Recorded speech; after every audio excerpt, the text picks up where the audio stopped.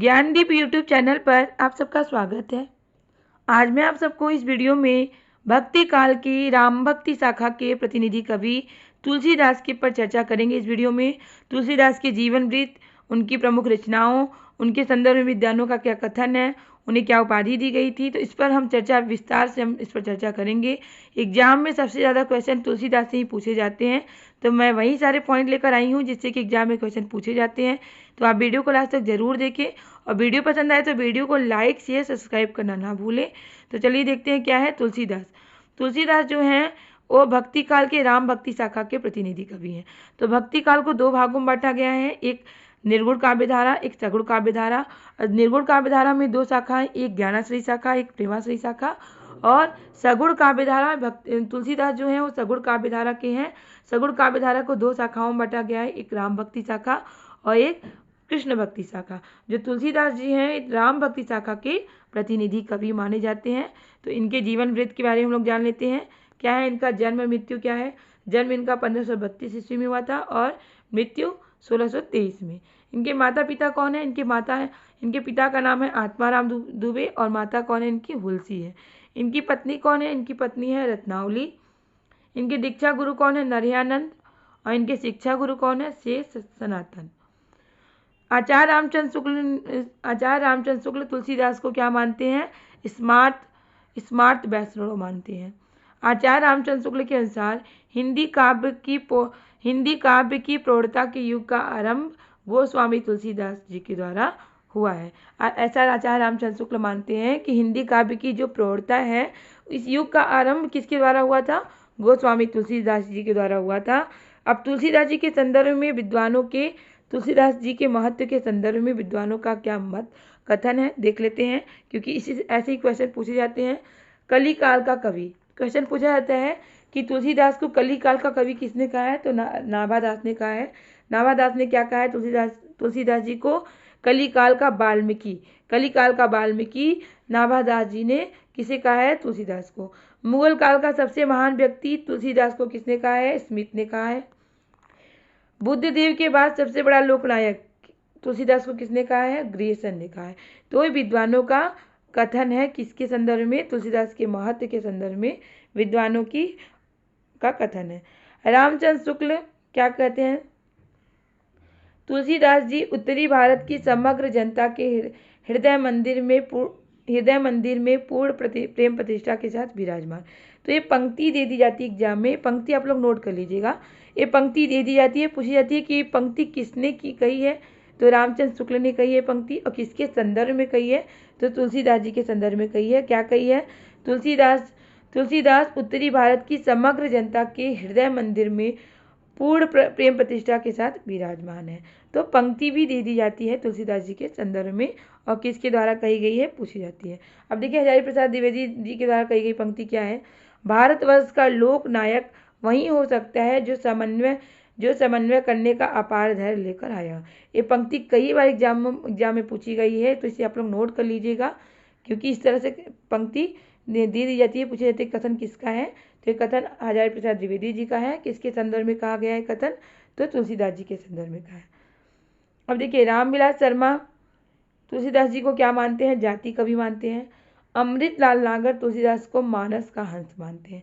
तो तुलसीदास को मानस का हंस किसने कहा है, तो अमृतलाल नागर ने कहा है। तो इसी तरह से एग्जाम में क्वेश्चन पूछे जाते हैं, तो मैं वही सारे पॉइंट लेकर आई हूँ जो कि जिससे कि एग्जाम में क्वेश्चन बने हैं और बनेंगे, तो आप लोग सारे पॉइंट नोट करते रहिएगा। गोस्वामी तुलसीदास रामानुजाचार्य के श्री संप्रदाय और विशिष्टाद्वैतवाद से प्रभावित थे। किससे प्रभावित थे, रामानुजाचार्य का कौन सा संप्रदाय था, श्री संप्रदाय और विशिष्टाद्वैतवाद से क्या थे, प्रभावित थे। इनकी भक्ति किस भाव की थी, दास भक्त की भक्ति है। तो इनकी भक्ति पूछ ली जाती है, एक क्वेश्चन कई बार पूछा जाता है कि क्वेश्चन तुलसीदास की भक्ति किस भाव की है, तो दास भाव की भक्ति है। जैसे सूरदास की भक्ति पूछी जाती किस भाव की है, तो शाक्य भाव की भक्ति है सूरदास की भक्ति। अंग्रेज भाषा वैज्ञानिक बीम्स ने तुलसीदास की भाषा को पुरानी वैश्यवाड़ी कहा है। तुलसीदास की भाषा को पुरानी वैश्यवाड़ी किसने कहा है, तो अंग्रेजी भाषा के वैज्ञानिक बीम्स ने तुलसीदास की भाषा को पुरानी वैश्यवाड़ी कहा है। गोस्वामी तुलसीदास की गुरु परंपरा का क्रम देख लीजिए। एक क्रम दे दिया जाता है एग्जाम में, तो पूछा जाता है कौन सा क्रम सही है, तो राघवानंद, रामानंद, अनंतानंद, नरहयानंद को हरिदास भी कहा जाता है, और तुलसीदास। तो ये क्रम आपको पता होना चाहिए, क्योंकि क्रम एग्जाम में दे दिया जाता है और पूछा जाता है कौन सा क्रम सही है, तो यही क्रम सही है। देखिए पहले रामानंद जो है, रामानंद के गुरु कौन है, राघवानंद। अनंतानंद के गुरु कौन है, रामानंद। और नरहयानंद के गुरु कौन है, अनंतानंद। और नरहयानंद के तुलसीदास के गुरु कौन है, नरहयानंद। तो ये जो क्रम है आपको पता होना चाहिए, ऐसे ही क्रम एग्जाम में पूछा जाता है। रत्नावली के निम्न कथन पर तुलसीदास ने वैराग्य धारण किया था। तो ये कथन जो है, किस रत्नावली कौन है, तुलसीदास की पत्नी है। रत्नावली कौन है, तुलसीदास जी की पत्नी है, कौन, रत्नावली।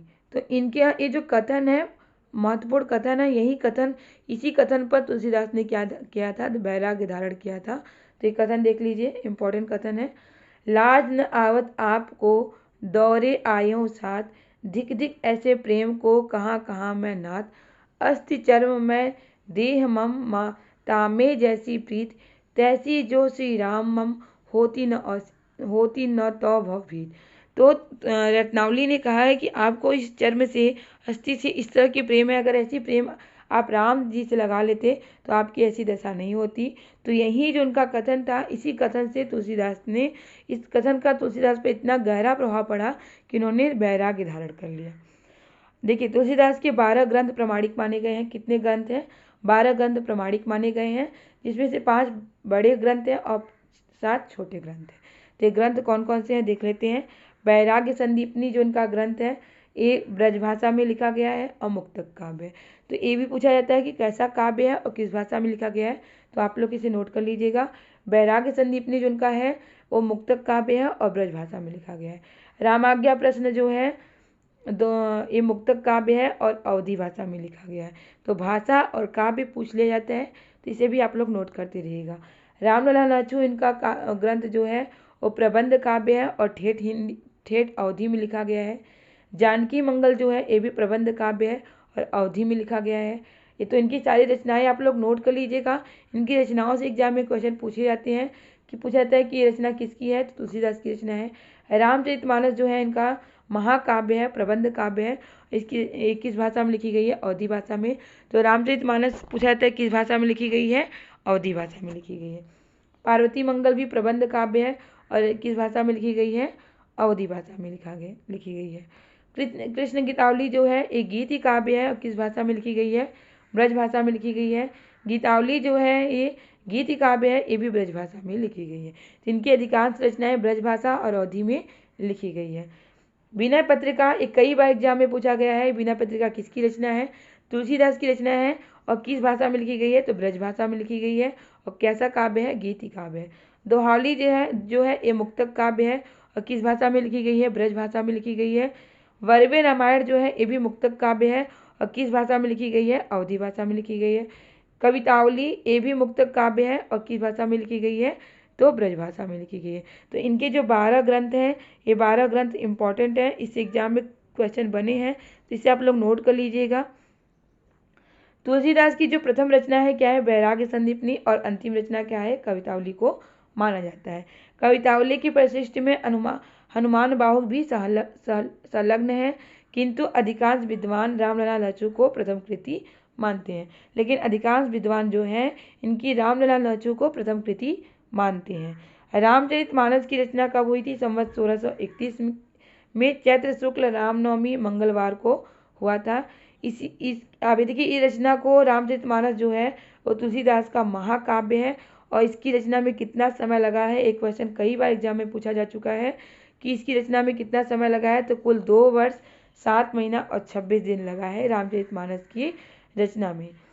तो ये रामाज्ञा ग्रंथ जो है, एक जो रामाज्ञा प्रश्न जो है तुलसीदास की जो रचना है, ये क्या है, ज्योतिष ग्रंथ है। कृष्ण गीतावली में गोस्वामी तुलसीदास ने कृष्ण से संबंधित पदों की रचना की है और पार्वती मंगल जो इनकी रचना है, इसमें पार्वती और शिव के विवाह का वर्णन किया है। तो कृष्ण गीतावली में कृष्ण से संबंधित पदों की रचना की है और पार्वती मंगल जो रचना है, इसमें पार्वती और शिव के विवाह का वर्णन किया है। रामचरितमानस और कवितावली में गोस्वामी तुलसीदास ने कली काल का वर्णन किया है। तुलसीदास की ऐसी कौन सी रचना है जिसमें कली काल का वर्णन किया गया है? तो रामचरितमानस और कवितावली। देखिए रामचरितमानस से में पूछे जाते हैं कितने कांड हैं, ये कांड पूछे जाते हैं तो आपको पता होना चाहिए कि रामचरितमानस में 7 कांड हैं। 7 कांड के नाम आप देख लीजिए। बालकांड, अयोध्या कांड, अरण्य कांड, किष्किंधा कांड, सुंदर कांड, लंका कांड और उत्तरकांड। तो ये रामचरितमानस जो कि तुलसीदास की अवधी भाषा में लिखा गया महाकाव्य है और इसमें कितने कांड हैं? तो 7 कांड। ये 7 कांड के नाम हैं बालकांड, अयोध्या कांड, अरण्य कांड, किष्किंधा कांड, सुंदर कांड, लंका कांड और अरण्य कांड, उत्तरकांड। अब देखिए अयोध्या कांड और ये 7 कांड में जो अयोध्या कांड है उसे रामचरितमानस का हृदय स्थल कहा जाता है। तो रामचरितमानस का ऐसा कौन सा कांड है जिसे रामचरितमानस का हृदय स्थल कहा जाता है? तो अयोध्या कांड को रामचरितमानस का हृदय स्थल कहा जाता है। अलंकार योजना के संबंध में तुलसीदास को क्या उपाधि प्राप्त हुई थी? अलंकार योजना के संदर्भ में तो उपाधि देख लेते हैं। तो उपाधि के प्रस्तुता कौन है? प्राप्त उपाधि क्या उपाधि दी गई थे? तो क्या दी गई है? लाला भगवान दीन और बच्चन सिंह ने इन्हें रूपकों का बादशाह कहा है। किसे? तुलसीदास को। तो तुलसीदास को रूपकों का बादशाह किसे कहा जाता है? तो तुलसीदास को कहा जाता है। और रूपकों का बादशाह इन्हें किसने कहा है? तो लाला भगवान दीन और बच्चन सिंह ने इन्हें रूपकों का बादशाह कहा है। आचार्य रामचंद्र शुक्ल ने इन्हें अनुप्रास का बादशाह कहा है। अनुप्रास का बादशाह किसे कहा जाता है? तुलसीदास को कहा जाता है। इन्हें अनुप्रास का बादशाह किसने कहा है? तो रामचंद्र शुक्ल ने कहा है। डॉक्टर उदय भानु सिंह ने इन्हें उत्प्रेक्षा का बादशाह कहा है। उत्प्रेक्षा का बादशाह तुलसीदास जी को किसने कहा है? तो डॉक्टर उदय भानु सिंह ने कहा है। आचार्य हजारी प्रसाद द्विवेदी जी ने क्या लिखा है कि तुलसीदास का संपूर्ण काव्य समन्वय की विराट चेष्टा है। तो ये पंक्ति दे दी जाती है, पूछा जाता है तुलसीदास का संपूर्ण काव्य समन्वय का विराट चेष्टा है। ये कथन किसका है? तो आचार्य हजारी प्रसाद द्विवेदी जी का है। किसके संदर्भ में कहा गया है? तो तुलसीदास जी के संदर्भ में कहा गया है। तो ये सारे ही पॉइंट इंपॉर्टेंट है तुलसीदास जी के संदर्भ में, तो इसे आप लोग नोट कर लीजिएगा। उम्मीद है कि आपको वीडियो जरूर पसंद आया होगा। वीडियो पसंद आया तो वीडियो को लाइक शेयर सब्सक्राइब करना ना भूलें, क्योंकि आपका लाइक शेयर सब्सक्राइब ही हमें मोटिवेट करता है इस तरह के पॉइंट, इस तरह के क्वेश्चन लाने के लिए, जिससे आपकी अच्छी तैयारी हो सके और आप अपने एग्जाम में सफल हो सके। इसी तरह के क्वेश्चन, इसी तरह के टॉपिक की तैयारी करने के लिए हमारे चैनल से जुड़े रहें। तब तक के लिए मिलते हैं नेक्स्ट क्लास में। बाय।